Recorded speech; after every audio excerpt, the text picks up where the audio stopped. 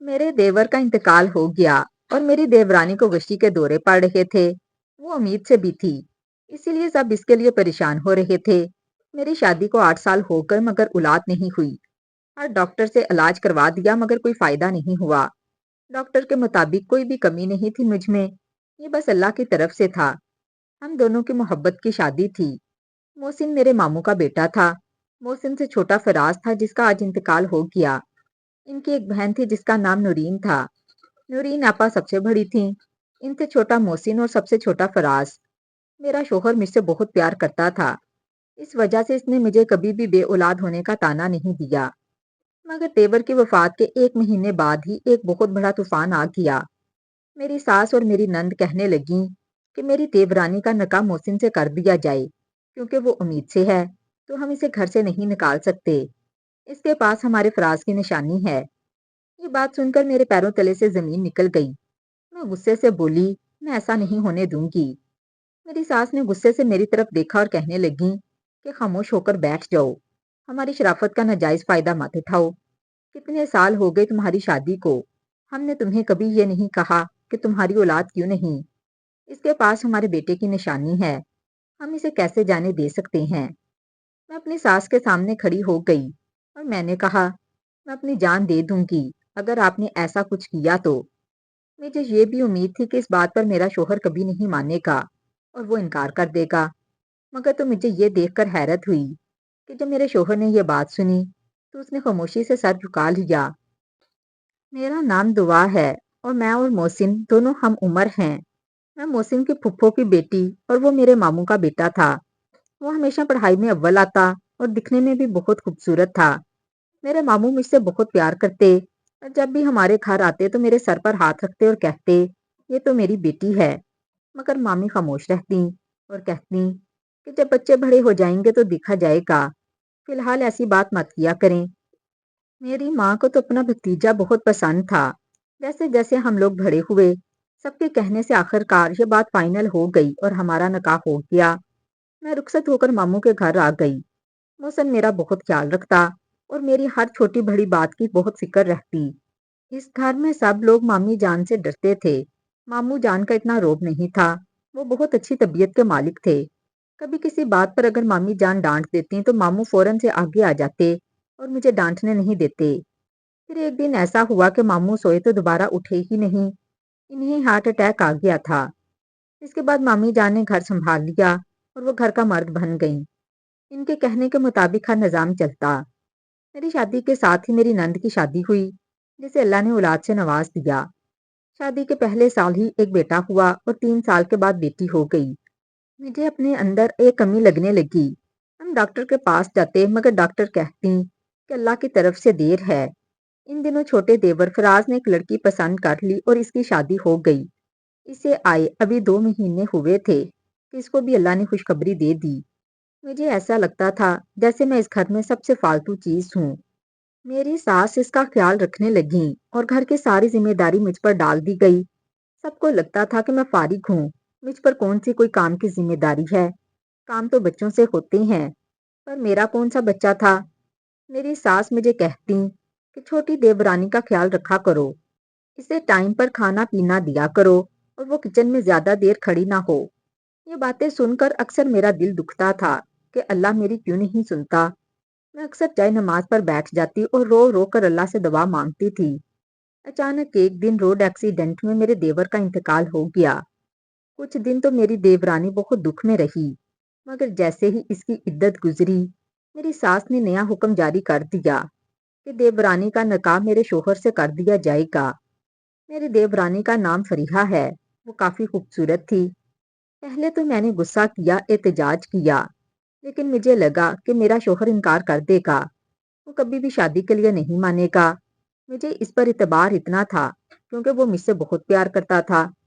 مگر جب سب کو کمرے میں بلایا گیا اور میرے شوہر سے پوچھا گیا تو انہوں نے آرام سے سر جھکا دیا۔ میں حیران ہو کر ان کی طرف دیکھنے لگی اور اٹھ کر کمرے میں آ گئی۔ یہ میرے لیے انہونی سی بات تھی۔ وہ میرے پیچھے کمرے میں آئے اور مجھے کہنے لگے کہ دیکھو اولاد کی ہمیں بہت ضرورت ہے، مجھے تم سے محبت ہے، محبت تھی اور محبت رہے گی، مگر میں اولاد کے لیے اس سے شادی کرنا چاہتا ہوں۔ ویسے بھی وہ ہماری عزت ہے، ہم اسے گھر سے نہیں نکال سکتے۔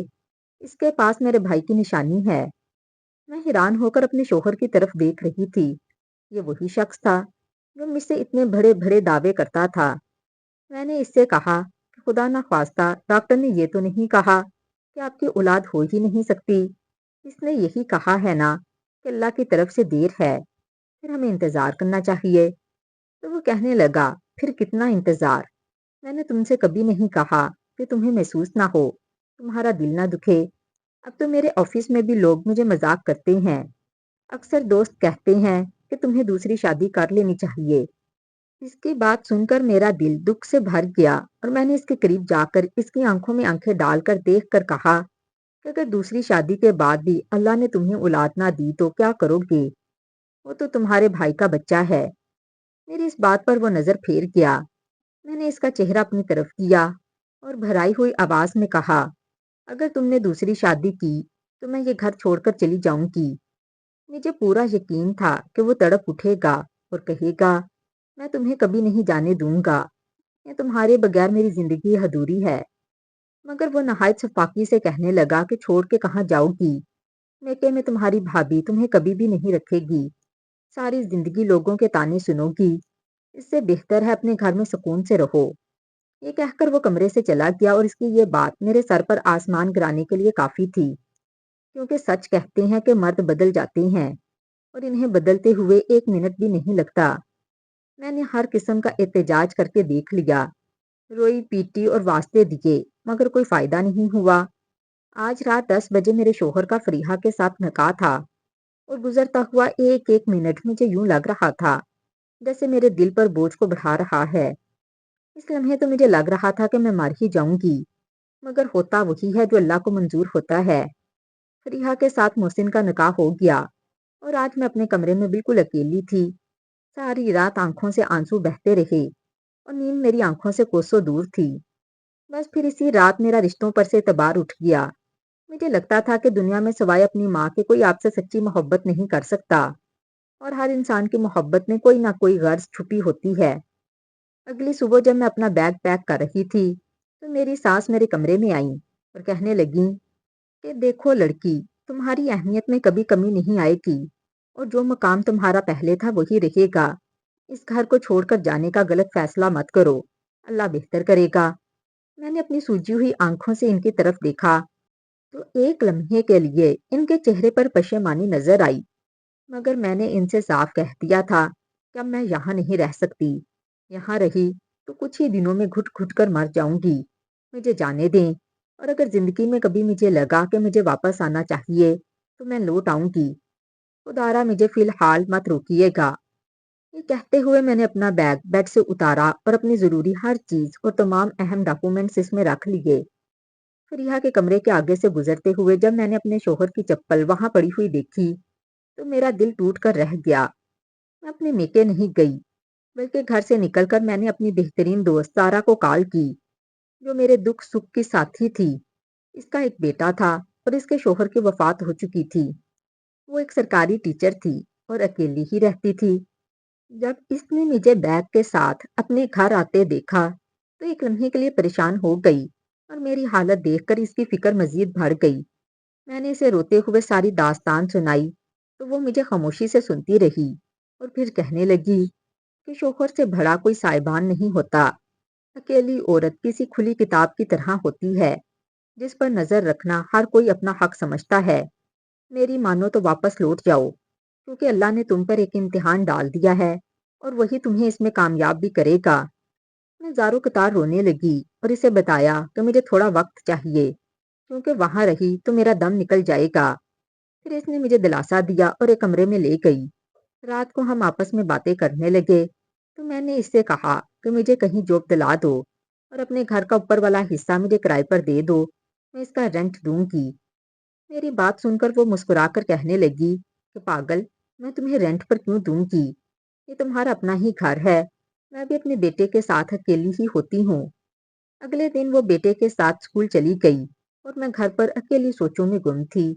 جب وہ شام کو آئی تو مجھے خوشخبری سنائی کہ میں نے ایک پرائیویٹ کالج میں بات کی تھی، انہیں ٹیچر کی ضرورت ہے، میری تعلیم اچھی تھی، اسی لیے جب میں وہاں گئی اور ٹیسٹ دیا تو انہوں نے مجھے رکھ لیا اور سیلری پیکج بھی اچھا تھا۔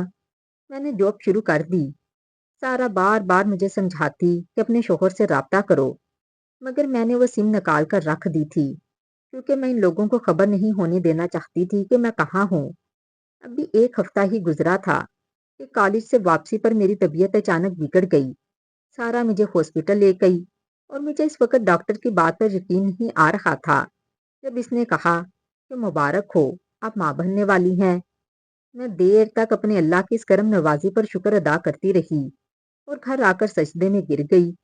ایک لمحے کے لیے دل میں تڑپ اٹھی کہ جلدی سے محسن کو کال کر کے بتاؤں، مگر پھر اسی لمحے اس کی بے رخی یاد آئی کہ اس نے تو میرا دل رکھنے کو بھی یہ نہیں کہا کہ وہ شادی نہیں کرنا چاہتا۔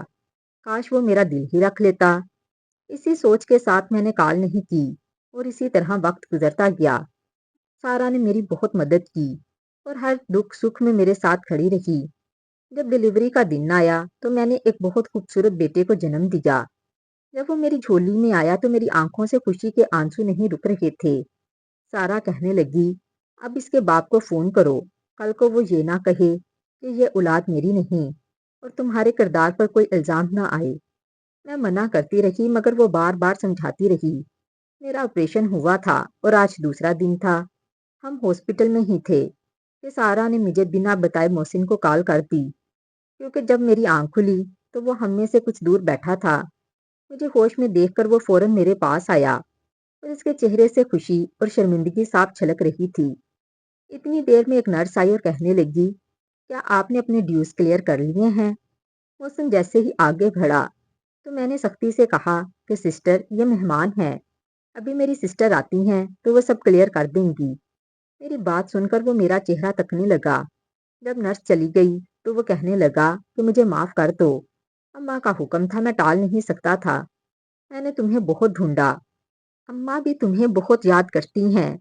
پھر اس نے بتایا کہ فریحہ کے ہاں بیٹی ہوئی تھی مگر وہ نارمل نہیں ہے اور اس کے بعد بھی اللہ نے خوشخبری دی مگر مس کیریج ہو گیا۔ گھر میں کافی پریشانی ہے، اب واپس چلو، اماں تمہیں دیکھ کر خوش ہو جائیں گی۔ مگر رب وہ میرا مجازی خدا نہیں بلکہ میری اولاد کا باپ تھا۔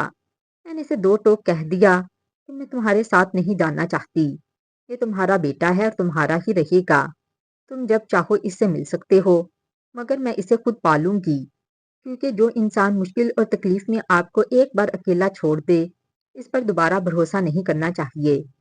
وہ کافی دیر ہاسپٹل کے کمرے میں بیٹھا مجھے مناتا رہا، اپنی غلطیوں کی معذرت کرتا رہا، مگر میں مانتی تو تب جب میرا دل اس بات کی اجازت دیتا، کیونکہ سچ تو یہی ہے کہ جو لوگ ایک بار نظر سے گر جائیں وہ دوبارہ کبھی نہیں اٹھتے۔ انسان چاہے جتنی بھی کوشش کر لے وہ اعتبار بحال نہیں ہوتا جو ٹوٹ چکا ہو۔ اب وقت کافی بدل گیا تھا۔ میں نے اپنے کالج کے قریب ہی کرائے پر ایک چھوٹا سا گھر لے لیا اور اپنا ایک الگ جہاں بسا لیا۔ میرا اپنی ماں سے رابطہ ہوا تو معلوم ہوا کہ بھابھی انہیں بہت پریشان کرتی ہیں، چنانچہ میں ان کو بھی اپنے پاس ہی لے آئی تاکہ وہ سکون سے رہ سکیں۔ اب میری زندگی کی روٹین بہت سخت ہے۔ میں صبح کالج جاتی ہوں اور شام کو گھر پر ٹیوشن بھی دیتی ہوں۔ اللہ کا شکر ہے کہ گھر کا خرچ بہت آرام سے چل جاتا ہے۔